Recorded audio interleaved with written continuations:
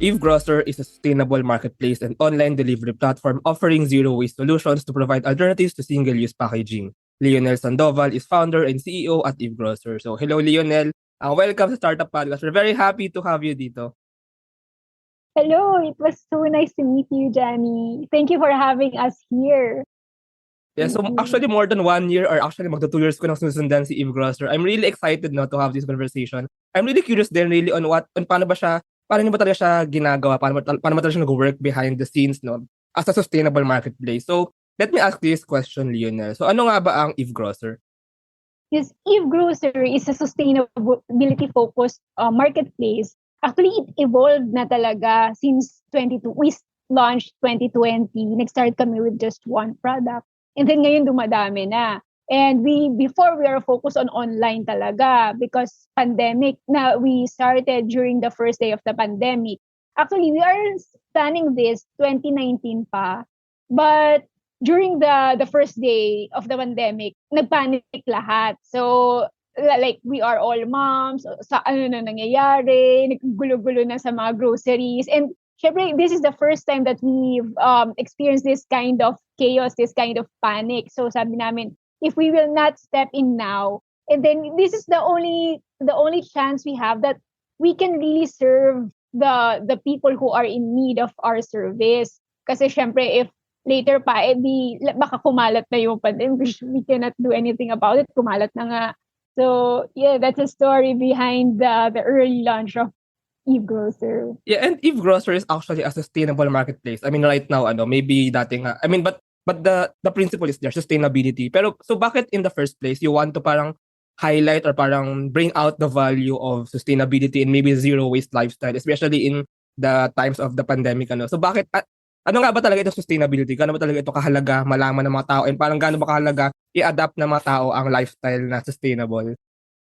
Yes, 2019, ang daming climate issues na lumabas na very scary and very threatening. Like the coral bleaching, kami pa naman mga moms, we like vacation, tapos talagang pinapakita namin sa mga kids namin, nagsisnorkeling kami. So paano pagka nag-coral bleach na lahat, di wala na. Paano sa next generation, di wala na. And then, imagine the effects of that because it's a whole ecosystem. So pagka namatay na yan, ito yung nagpo-produce ng oxygen natin. Kasi hindi lang naman, okay, sige, nag-beach na sila, namatay na sila. So wala nang food yung marine resources, marine animals natin. So para siyang domino effect. Napakadaming pwedeng maging mga bad effect na talagang nakakatakot talaga. In the future of us, yung paano yung mga kids natin, mabubuhay pa ba sila in the future dahil wala nang makain, and then everything has an effect, as a very important,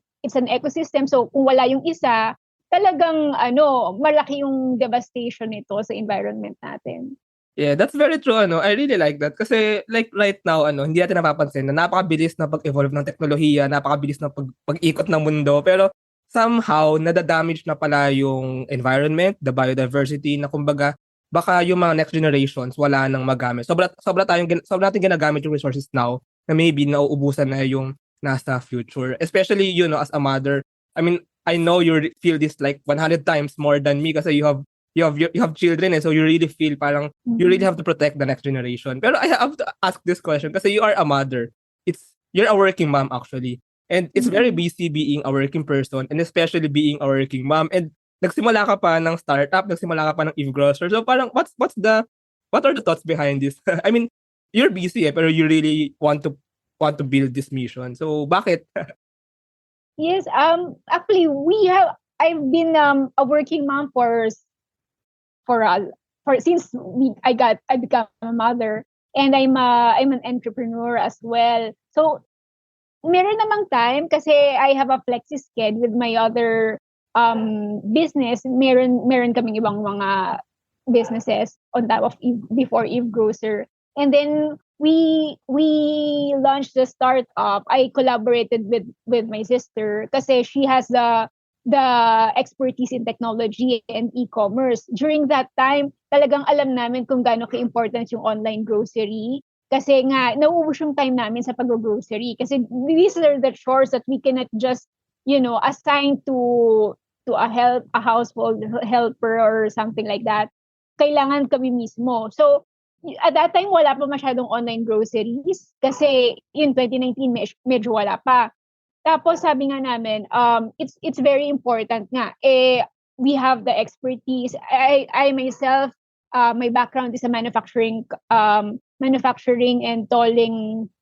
I have a background in that industry, and we also have the other businesses before. Nag-start din kami ng food business before with my husband. Kaya medyo kahit paano alam namin yung industry. So sabi namin, then we might as well give value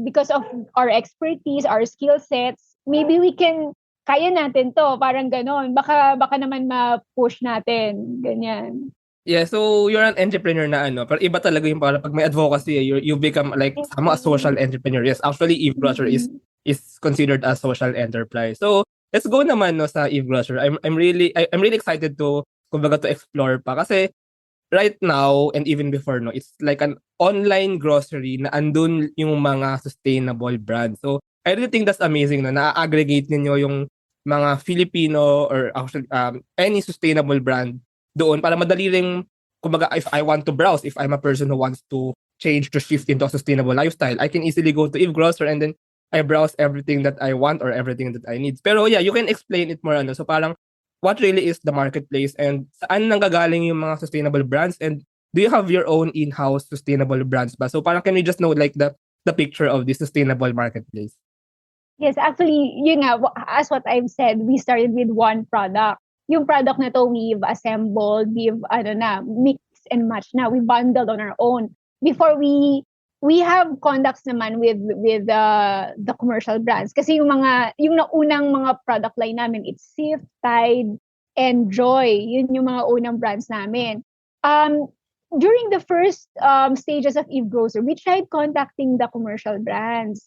Tapos, ang nangyari, they have bigger MOQs. Tapos, hindi namin siya ma-align sa sustainability advocate because some of them talagang naka-prepack na ng one-time use plastic packaging. Although kasi andun talaga, sabi namin, if we will start a store, a marketplace, we need brands that people already trust. Kaya yun talaga dapat yung direction namin, is to carry commercial brands.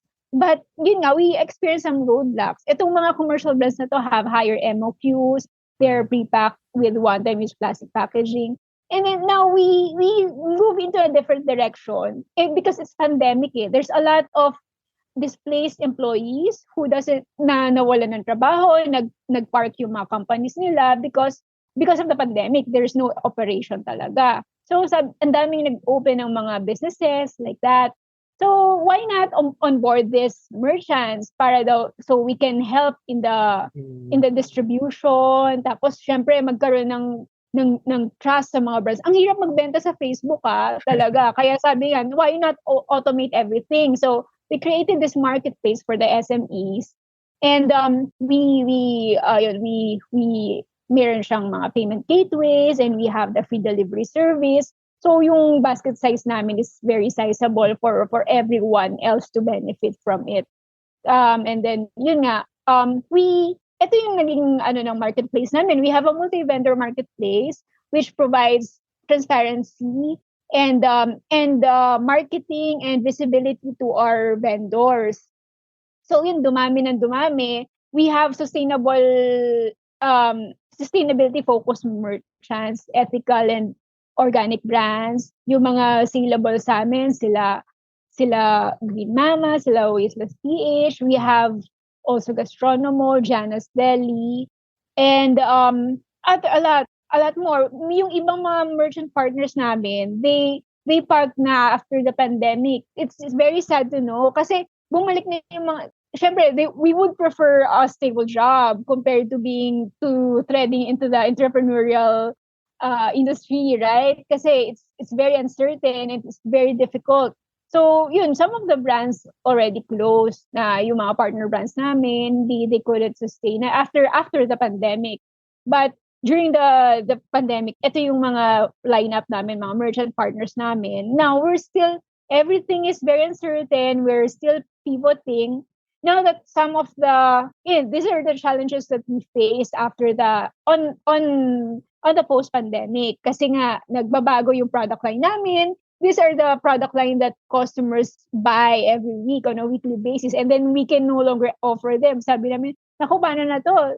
I think we really need to develop our own line na to be able to, substitute the ones that are already gone in our market, not available in our marketplace. So dun din naman nagsimula yung product development namin. That's why we are now developing our own line. And then luckily we got introduced to Department of Agriculture. Meron silang we partner with farms and other cooperatives and other processing companies that help us in this process, in this direction. Yeah, first of all, that's true, ang ganda pala nung dynamics actually, no? Kumbaga, as a sustainable marketplace, meron kayong mga well-known brands na, I mean, you have to start with that to attract buyers. And right now, no, some startups, like Wasteless PH actually na nanalo nung inyong event last Philippine Startup Week is andito rin. So parang you have well-known brands and you have startup brands. So it's really parang holistic, sustainable marketplace. Pero just to get a picture, anong klaseng products or anong klaseng items ba yung nandito sa marketplace, and you're having your own line na now, so parang maybe baka lang may nakikinig na gusto mag-explore and baka may hinahanap siya ngayon. So ano ito mga examples ng mga items na andito sa marketplace?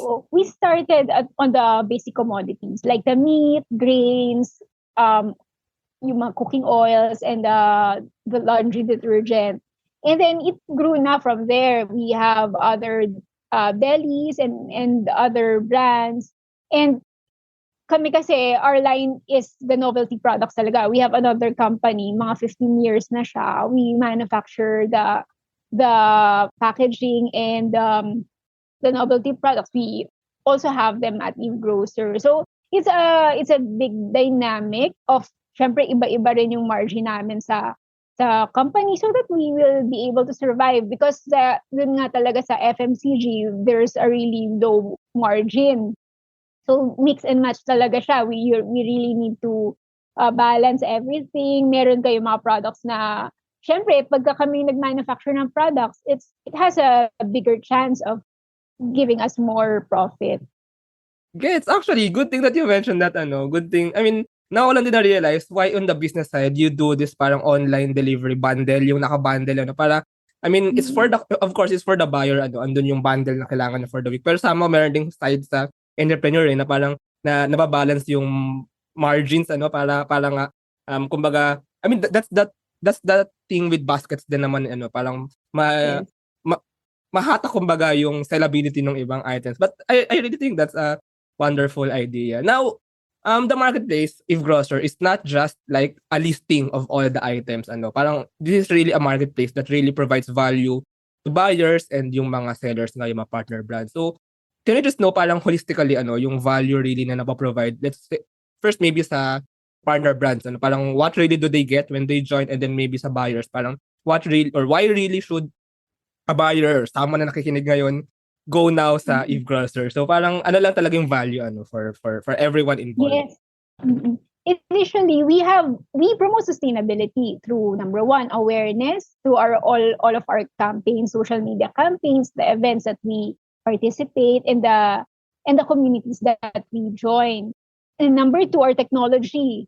Our technology provides a multi-vendor space to protect the sustainable brands para hindi sila mag-compete sa commercial brands, kasi some of them, we all know naman sa Facebook, sa ibang platforms, they have a lot of competitors na hindi talaga mabibili. I mean, ang hirap mag-compete because we all know naman the prices of is a niche product eh. Mm-hmm. Kung halimbawa niche yung product mo because you're promoting sustainability, expectedly you have a higher price compared to the other commercial brands. But yun nga, here in our marketplace, we really prioritize the sustainable brands. So parang sila very very few competition kasi we don't like them competing with one another in our marketplace eh. So yun, number two is the technology. And another thing, it promotes recycling, because they have right now, since we're on a pilot, we give them codes like reuse 25, reuse 5.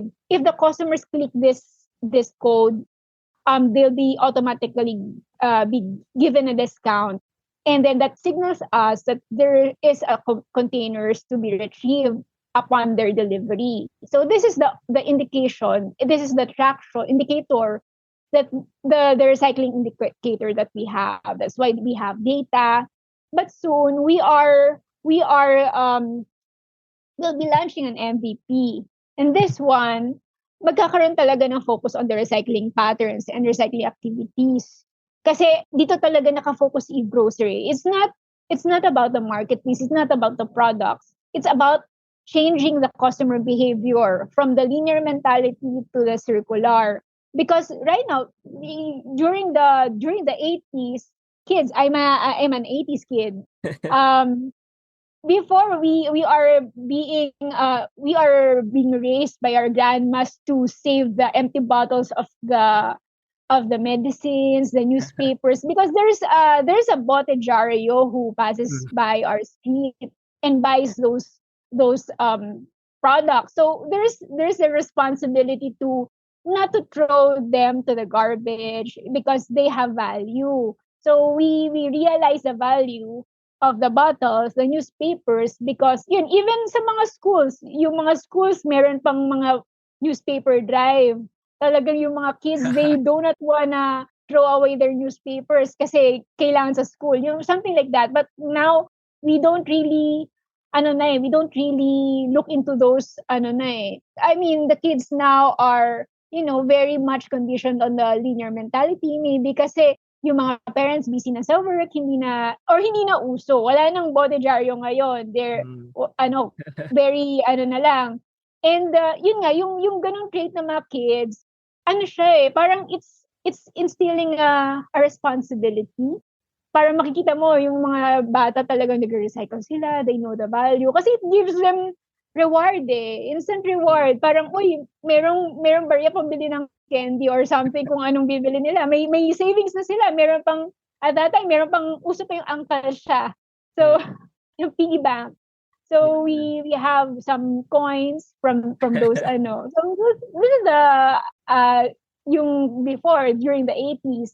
Now, this is a very good trait to instill to the next generation. So, here we are wanting to reintroduce this system because we all know that recycling is additional obligation. We don't want that additional obligation. Maghuhugasan mo pa. Unlike, pwede namang itapon. It's additional obligation. But we wanted to reward them because it will save the planet. It will save the future if we will continue to instill this system. Yeah, And then the number pala, sorry, may nakalimutan ko yung pang-apat. sure. The fourth is the circular supply chain, the reverse logistics. Because right now, syempre after the delivery, tapos na yung obligation. But for the circular process, the subscription model, parang the first transaction is not the end of our service. It's actually the beginning of our service. It promotes our good relationship with our customers. So, syempre, hindi natatapos yun pag-deliver namin. Kasi babalik nila yun eh. So, ito yung kumbaga, reduces customer acquisition cost. And it promotes a good relationship with our customers. Kasi, you have our containers and then don't forget to return. We will give you a discount. Or maybe sooner, we are developing a green token that has more value compared to the 5 pesos, 25 pesos. That's also the reason we created the green token. Yes, I have a lot of things to say. First of all, yung newspaper drive, hindi ko nga sure kung meron pa mga newspaper drive na ginagawa ngayon eh. Pero it's true, no? Wala na newspaper kasi online na lahat. Actually, oo nga, no? Oo nga, no? Pero, I mean, even as elementary students dati, I mean, I was part din, no, ng mga newspaper drive na yan. It instills instills in our mind na first of all yung mga dyaryo, pati bote nga for example, hindi sila trash actually. They are actually they can still be used. I mean dapat tanggalin sa utak natin na they are trash and they should be thrown away. I mean, I think recycling should not be thought of as like getting trash and then reusing it. Recycling is something like you have this bottle, you can you can definitely still use that for many other uses. Ano. And that's why I really like yung circular supply chain na you're trying to do, especially with the green tokens. I really think that's amazing. Parang it's really for me that's the perfect society in terms of circular economy kasi walang packaging na trash. Kumbaga all packaging come and go, come and go. Ang kino-consume lang ng mga tao, yung dapat nilang i-consume. Pero yung packaging, it goes back and then maybe pwedeng linisin and then magamit pa ng iba ano. So that's really what circular is all about. Pero now, hindi ba challenging to sell sustainability? I mean, first of all, maybe baka mas mura nga ano yung mga non-sustainable items ano. So parang how really do you sell this? How really do you parang make this known to the people? And maybe do you have an idea yung mga current na bumibili, yung mga current na patrons sa EveGrocer? Parang who are they? Parang maybe we can learn something from there. So can you just share some thoughts about this? The online concept is more challenging compared to the brick and mortar. Kasi in 2019, there's a lot of refilling stations na eh. Kaya lang during the pandemic, syempre, hindi na makakabili yung mga customers. So, some of them closed down, converted to online store. Mas mahirap i-justify si online eh. Kasi paano mo ibabalik? Paano ka magre-refill if online? Kasi you have the delivery cost. Nung nag-uumpisa nga kami, we actually, because we're not prepared during the pandemic. So lahat sarado, even yung mga big suppliers ng mga bottles. What we did is we bought sa SNR.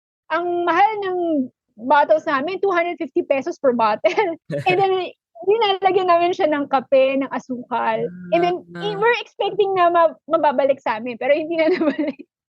Yun nga, minsan naghihintay yung rider or yung staff namin na ang tagal naman magbalik. Yung pala wala daw pagsasalinan, ganyan. And we encountered a lot of roadblocks, yung mga challenges dito sa mga sa process namin. But now we tried the pilot in Cebu. Nagkaroon kami ng mga salt, mga sugar in jars, tapos may mga peanuts in jars. So ngayon nakakabili na yung mga customers ng 16 peso worth of peanut, 10 piso worth of asin, ganyan. Because it's in ground floor of a condominium unit. So we're still on pilot kasi kami naman, we don't stop innovating. Kasi syempre it's a new concept. It's not like we're just following a pattern from a different convenience store or a grocery store. It's really a new system eh. Kaya we have to do trial and error. So yun nga, what we do dito sa initial process namin sa online, kahit paano we've mastered the process na we deliver and then we retrieve on our next subscribe delivery. And then now that the lockdown has been lifted, alam na nila kung bumabalik na yung mga customers, there's more traffic now on walk-in. So now what we do is we try to apply the refilling now. We try to push the refilling model, which is very maraming bumibili, maraming nagsusupport. Yeah,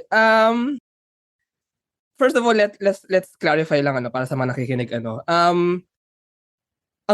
model, right? Ang subscription model ni EveGrocer, online deliveries subscription model. So parang a buyer will first make his or her bundle and then subscribe pwede itong maging weekly or maybe monthly, right, na delivery. So every week or every month na-deliver sa kanya yung mga items, and then every time magde-deliver yung EveGrocer dun sa may tao, tama ba na pwede niyang kuhanin yung item, yung packaging, yung mga containers para yun dun ulit i-refill. Kung refilling lang siya, hindi siya delivery actually, refilling siya. Is that right? Tama ba? What we do kasi yung next delivery na, kasi we don't know na kung kailan siya ulit. Kung Yes, subscription mabilis lang. Pero very few yung nagsasubscribe eh. Number one, kasi alam mo nangyayari sa system na we have the subscription model. Before we tried, nakapack na yung subscription. Pre-select na, kami na yung nagsiselect. So okay din naman siya. Kaya lang most of the customer sasabihin, miss, pwedeng palitan yung subscription kasi sawa na kami, ganyan. So ngayon, ang ginawa namin, i-revise namin yung system namin, ginawa namin na bundle your own. So, kahit ano na lang ilagay nila. Tapos, they can cancel anytime. Kaya lang nangyayari, after first delivery, they cancel. Second delivery, ayun na, babalik na naman yung iba na naman subscription. So, Kasi kasi in a grocery setup kasi syempre there's a lot of choices. And then syempre ayaw mo naman ng araw-araw yun yung kinakain mo. So yung mga iba hindi pa perfect yung subscription process eh. It's not I'm not sure if the market is ready. But we are still polishing the subscription model para siguro in the future mas ma-polish siya. But for yun nga, kung yung process namin, what we do is on the next subscribe delivery, sila yung mag-click if they wanted to return. Hindi kami yung mag-i-imply na you need to return it on the ganto-gantong araw. Sila yung bahala. It's still their choice, their option if babalik ba, kailan babalik, kailan bibili ulit. Parang mas gusto kasi ng customer yung flexible na ganyan eh. Yeah, it's true. Of course, it's true. Parang syempre flexibility pa rin for the buyer. Pero ang galing. Thank you for sharing these thoughts.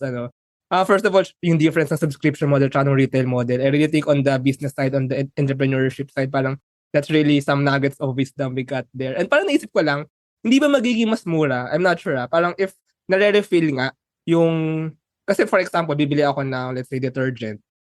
Traditionally, di ba, bibili ako ng detergent, kasama sa pricing yung container. Pero if refill lang ako ng refill, hindi ko binibili yung container. So, possibly, maging mas mura siya in the long run. What, do you have any thoughts about that?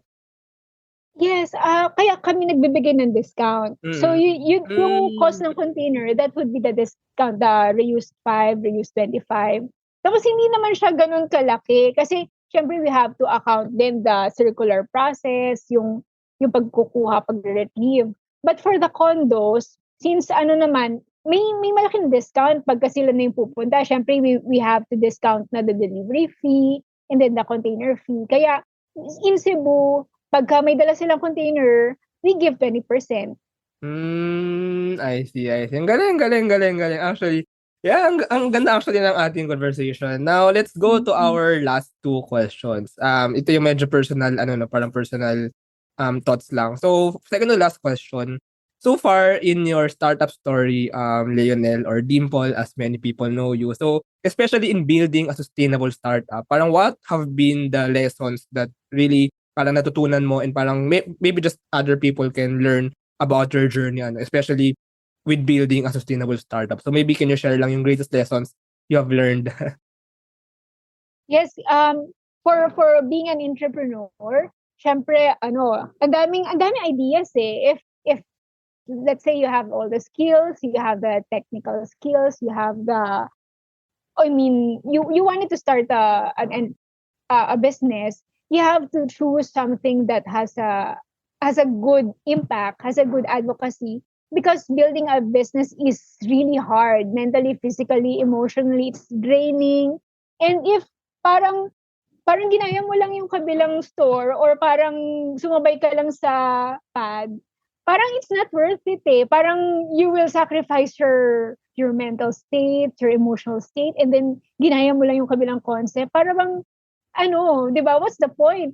So, yun yung kaya kami, even if we are mahirap kasi kami naman we're entrepreneurs eh. Kung gusto namin mag-business ng okay, hindi na ako magaan sa startup. The reason why we are here, we are very vocal because this is a good advocacy. This is a new concept to attract more partners. Kasi this one, hindi namin kaya to mag-isa kasi it's a new concept. Sabihin natin, yeah, we look into the risk in the market and then kailangan namin ng validation. Will it really work? Kasi ito yung business na wala talagang pattern eh. Parang hindi namin siya, everything is new, the innovations, the pivoting, everything, bagong-bago siya. Hindi pa namin alam kung paano to magsusurvive in the long run because there's a lot of changes in the market. Maybe during the pandemic, we're really good in selling online. We have really good basket size. Ang daming bumibili after the pandemic and then nagkaroon ng post-pandemic na, everything is changing. And then nagkaroon ng economic recession, tumaas yung price ng gas and everything, tumaas yung price ng mga commodities, tumaas yung volatile lahat. So, we need to thread everything na hindi lang just you have to prove na, oh, we're already here for 3 years na, kayang-kaya na to. We still do not know. Everything is unpredictable. So, maganda siya na nandito siya, naka-open siya, so that it can pave a good path towards other partnership and collaborators. And maybe in the future, magiging, na siya, hindi na siya, magiging mainstream na siya, hindi na siya niche. So, it will attract more partners na, hello, kaya natin to. We don't need to stick with the linear mentality because it's doable. Even a small startup can facilitate it, can survive. Well, we've already survived for 3 years during the pandemic, post-pandemic, and economic recession, price hike, gas hike. So, kaya pa naman eh. Parang, we just need to find more channels, pivot as much as possible. So, being a startup, you need to really be prepared to pivot. Hindi pwedeng nakatuto ka lang sa isang channel, nakatuto ka lang sa business model. A lot of people are saying na, dito ka lang, hindi ka dapat aalis dyan. Ito ka lang, ganyan ka lang, parang ganon. Kasi sabi nila, hindi ka pwedeng mag-explore ng iba kasi mawawala yung focus mo. But hindi ganon ang startup eh. That's why you are lean. Because you need to pivot from one channel to another. If everything else fails, you have other, market, you have other channels, you have other options. Unlike kung magpo-focus ka lang sa, just one channel, one market. Yeah, that's the thing with startups, maybe nga yung mga pinag-usapan natin ngayon, I mean, maybe most of it or some of it will be retained, pero maybe some of it will be pivoted, kasi startups are really like, or being an entrepreneur is really like being an explorer, eh. You really explore business models, you explore channels, and basically just build the business and make it sustainable. And as long as nare-retain nyo yung, for me, yung puso ng startup, for me, I think ang puso ni EveGrocer is really sustainability, and to make sustainability, kumbaga mainstream nga, to turn that linear mindset into a circular mindset. So, Dimple or Leonelle, ano nga ba ang vision ni EveGrocer talaga? Parang what really do you want to see it maybe in 10 years? Ano ba yung binibuild nyo for the next generation? So, can you just end with our conversation with that? Yes, we wanted it to be an institution. Kasi ayaw naman namin na fad-fad lang, and then after the fad, tapos na. We wanted it to be institutionalized, and then maging mainstream siya kahit paano, para gusto namin na siya, maging regular na.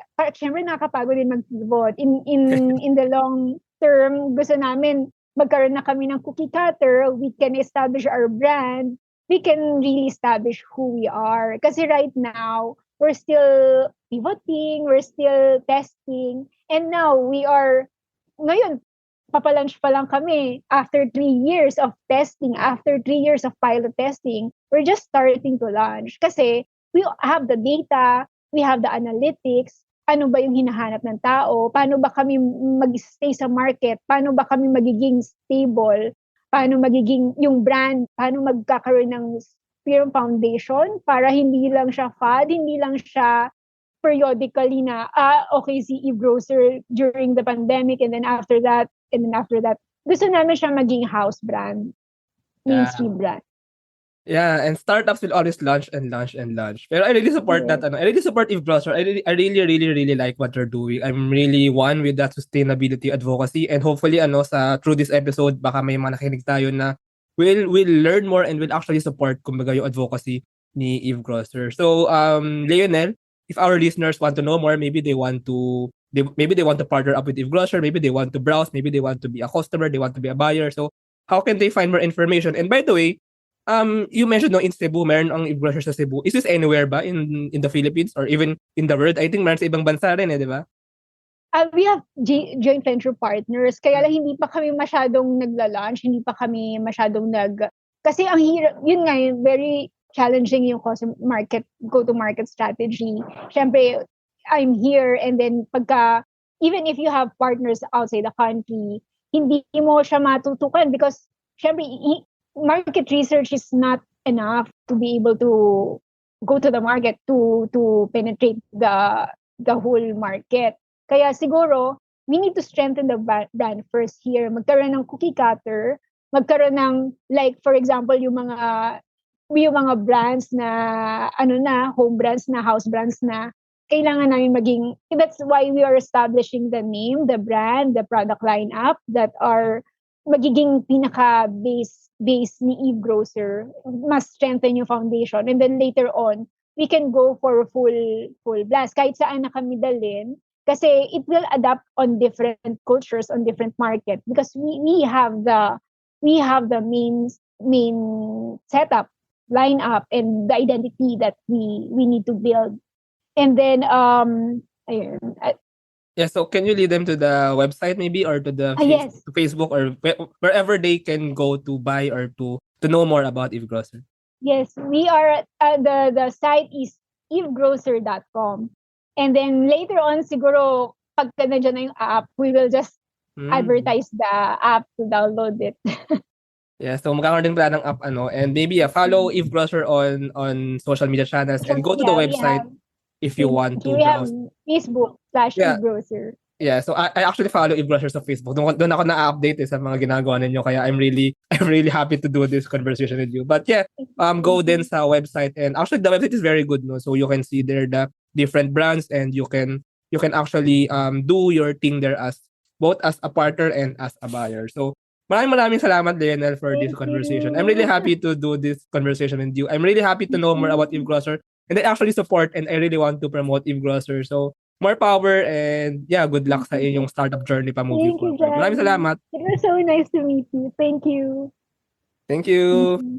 Thank you very much to our 30 patrons. This episode is super powered by TechShake, Asia's most active Philippine-based startup ecosystem builder, creating bridges with investors, corporations, and governments. One CFO, the tech-enabled CFO, bookkeeping, and tax services for startups and SMEs. Pinoy IP Works, capture your startup's value proposition through patent and trademark protection. Pocketworks, the leading enabler and only Internet of Things social enterprise in the Philippines. Looking for buy and sell online with Sigurado sellers. NutriCoach, the all-in-one productivity tool for dietitians and nutritionists. Benjoy's Food Products, the home of premium bacon ends, tapa, and tocino. And D-Buzz, microblogging app powered by the Hive blockchain promoting freedom of speech and content ownership. This episode is powered by AltSwitch, ePlayment, Tuala, and Hive Energy PH. AskLex PH Academy is our official e-learning partner. Get certifications on Lean Six Sigma, project management, data science, and many more. Support the podcast through the links in the description.